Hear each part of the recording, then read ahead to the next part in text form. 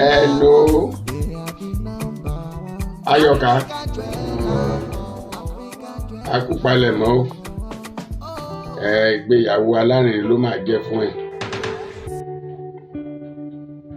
Gbẹ́lẹ̀ ti gẹ̀ẹ́ta aṣọ. Mi ò gbọ́. Ta ló bá ẹ ra fake jewelries?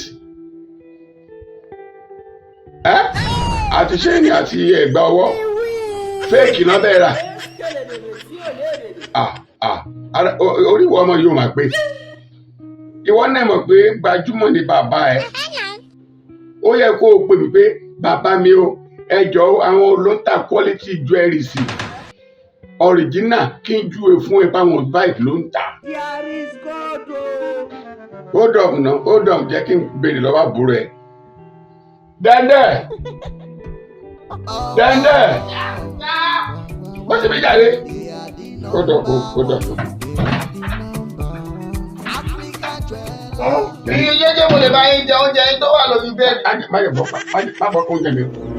Àwọn oúnjẹ ṣe pé fún ẹ. Kó má bàa bàjẹ́ ní àbí kó má bàa kan. Kò lè kan lẹ̀.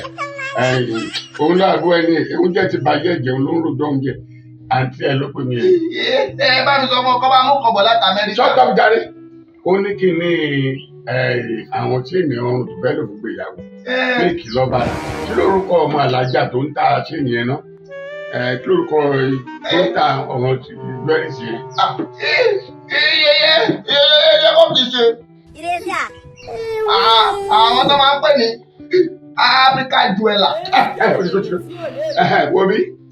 Africa jeweler olóńtà original ṣéènì ẹ̀gbà ṣéènì ọwọ́ òrùka gbogbo aago original African jeweler ọmọ alájà ló ń tà.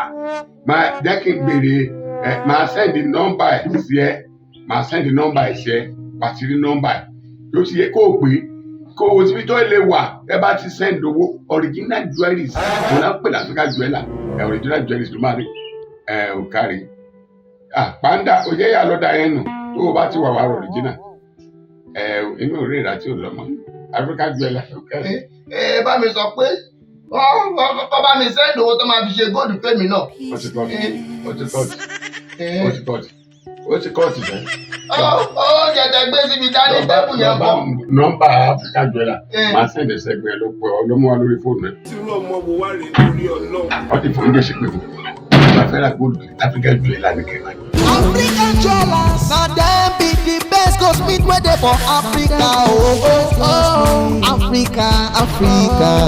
African jewelers best cosmetic wey dey for town. African